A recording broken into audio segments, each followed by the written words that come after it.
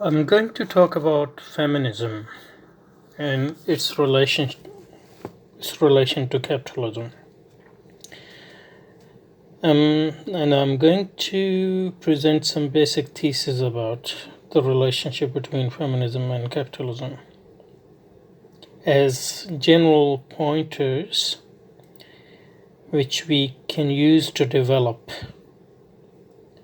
our understanding of feminism as well as capitalism and their relationship. Okay, so in order to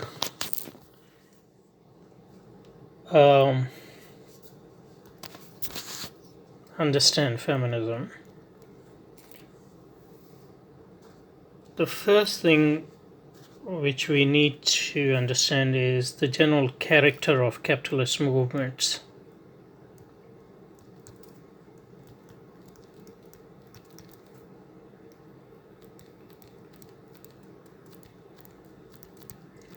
Because we think that feminism is a capitalist movement.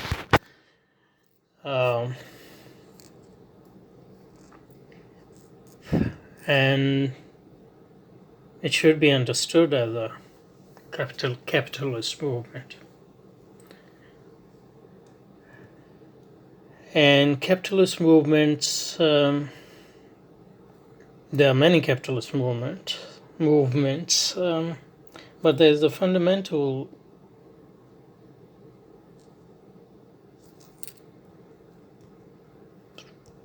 insight about the capitalist movement is that they are Janus faced,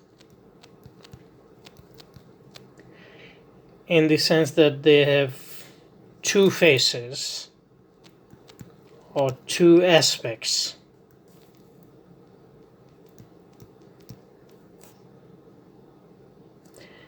And we cannot understand them correctly or properly if we don't take into account both their aspects, or both both of their faces. Because if we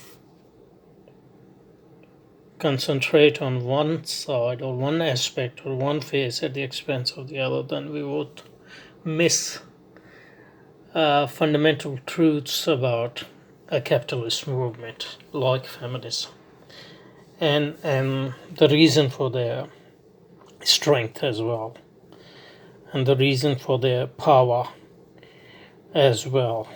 So that's the first point, and I'll get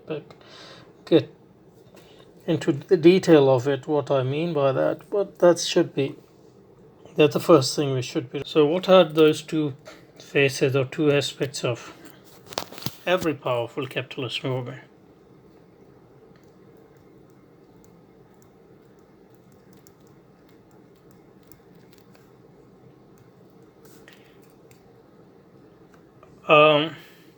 The first thing is that all capitalist movements are also the movements of resistance.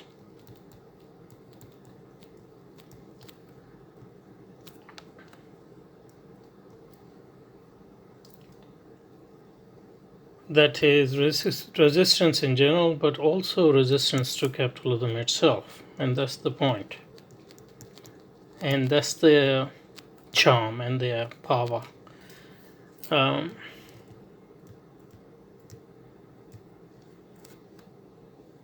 their strength. And so they're a resistant movement on the one hand,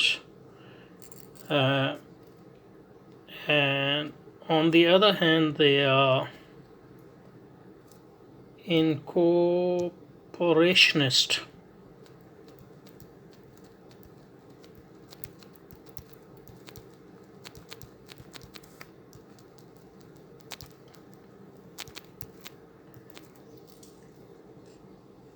That is, they have the potential to be, and that's the strength of capitalism.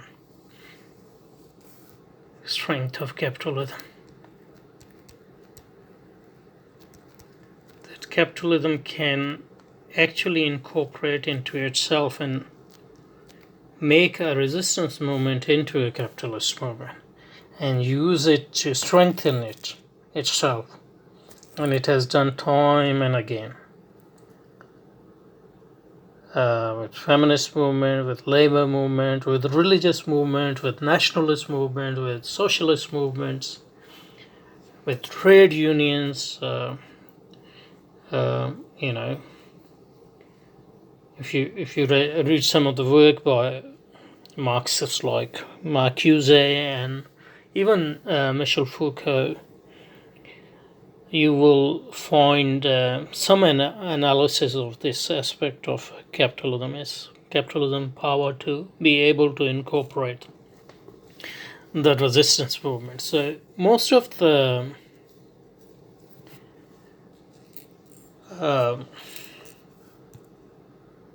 so these are the two aspects. Most of the capitalist movement, they are resistance movement, like they resist a particular, or they resist capitalism. They are movements against capitalism or certain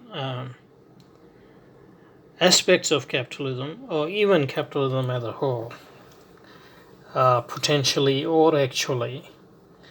But those movements are capitalist movements to the extent that they have the potential to be incorporated by capitalism. That's one aspect of the capitalist movement which I wanted to bring out in the first point. The second point is, and that's as important as the first point, is that capitalist movements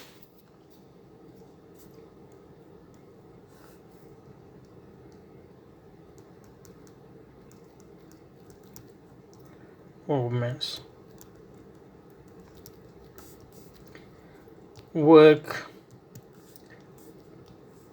entirely differently within societies which are already capitalist, within capitalist society, or mature capitalist society. So,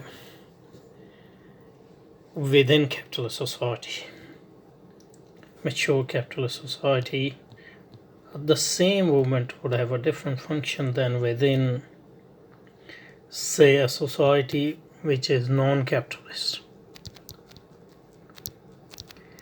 or in which capitalism is very weak, or in the developing stage. So the non-capitalist institutions are still there. Institutions are still there, especially social institutions.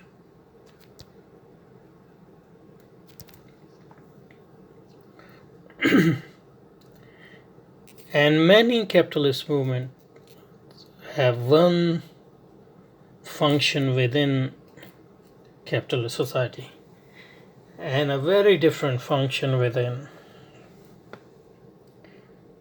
societies which are either not capitalist or not fully capitalist, or are still in the development stage of capitalism. So the same capitalist movement, either feminist movement or trade union movement or even socialist movement,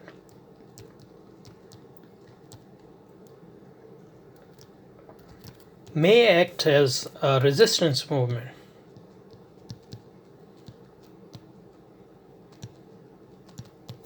within capitalism, within mature capitalism, for example, struggling for more rights of capitalism, or even reform of capitalism.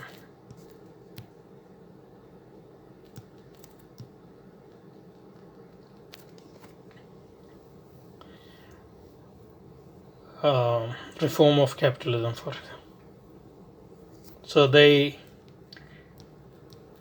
to a certain extent, they pose some sort of a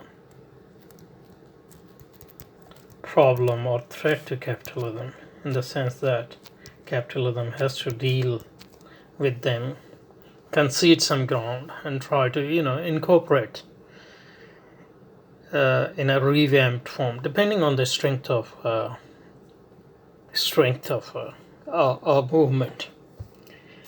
But the same movement which has a resistance potential within mature capitalism may act as, functionally speaking, because most of my explanations here are functionalists. Functionally speaking,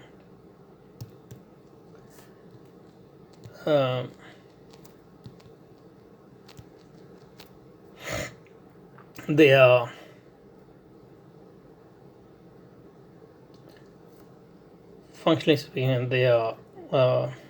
resistance movement. They pose some sort of a threat to capitalism, some sort of a reformed threat, or some sort of a struggle against capitalism. On the other hand, the same movement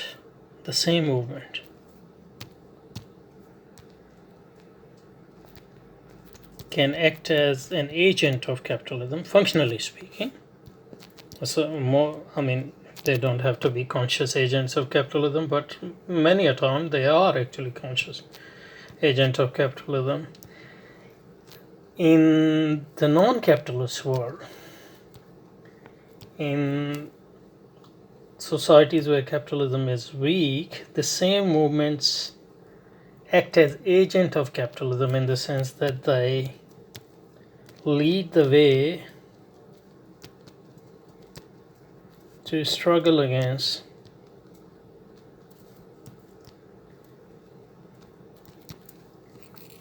institutions, especially social institutions, which are actually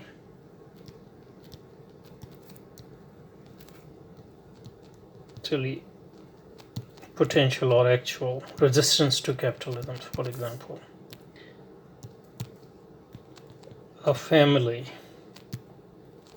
a social unit, a family, or other larger groups, tribes, their traditions may hinder the progress of capitalism in a certain society.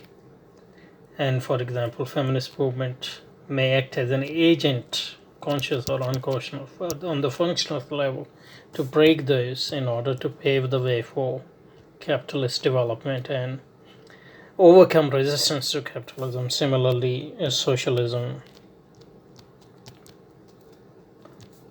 through its politics, may act as an agent of capitalism in the third world, in that it helps destroy social institution and socialize individual within a pro-capitalist consciousness, which may weaken resistance to capitalism and actually lead to the development of capitalism. That's why in all third world countries where socialism or socialist movements have been successful, the ultimate result has been the development of capitalism. Socialism or other capitalist movement has just provided a passage to capitalism. So to go back, so these are two fundamental characteristics of fundamental characteristics of capitalist movements.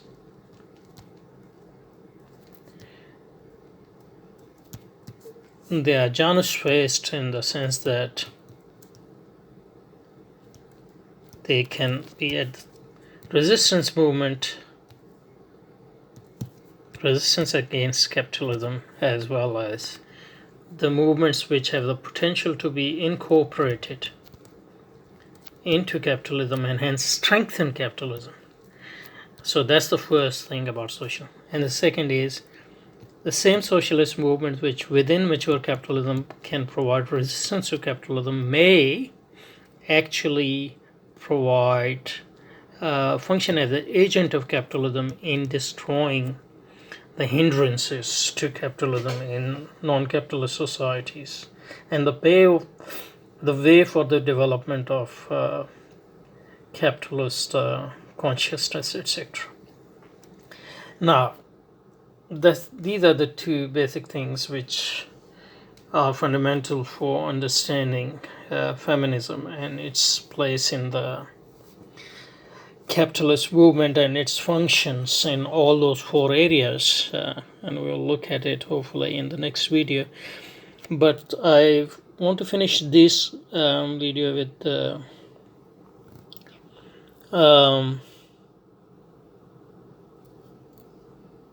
by raising this question: why is it that the movements like socialism or feminism, while providing some resistance to capitalism within the advanced capitalist societies, actually act as agents of capitalism in non-capitalist countries or countries where capitalism is still developing and at the initial stages of capitalist development? And the answer lies in the fact that they are capitalist movements. Socialism and feminism are capitalist movements. So within mature capitalism, they are a struggle movement because their contention with the dominant forms of capitalism is not that they are wrong as such, but the way they have been developed is wrong.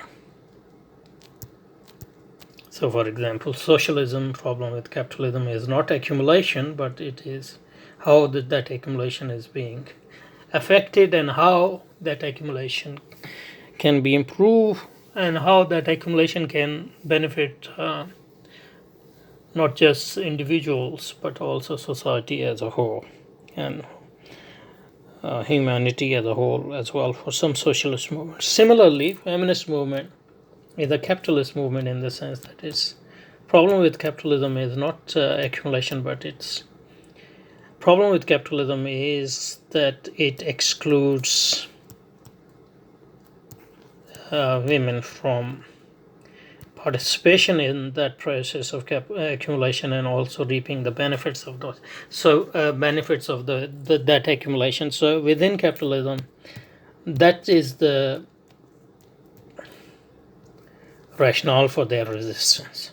So in a sense, feminism, socialism, and feminism and are ideologies, different ideologies of capitalism, and they pose the challenge for the dominant ideologies of capitalism, which have been liberal or neoliberal versions of capitalism most of the time. So in that sense, that's the resistance aspect is that difference in ideology, not difference as to the desirability of agreed upon aspects of capitalism on which both socialists and feminists agree on. But when it comes to the non-capitalist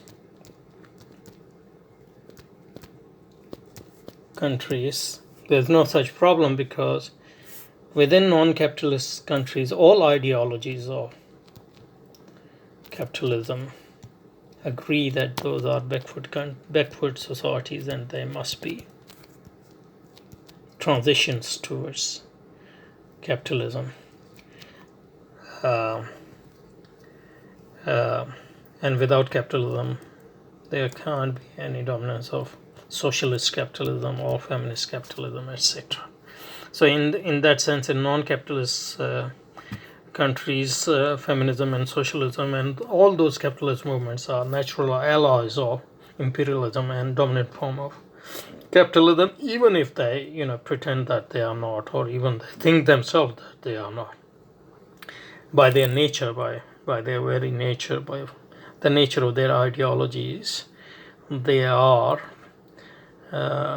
imperialist movements and agents of imperialism in non-capitalist society. So I'm going to stop here, and next video hopefully we would have a focus on feminist movements.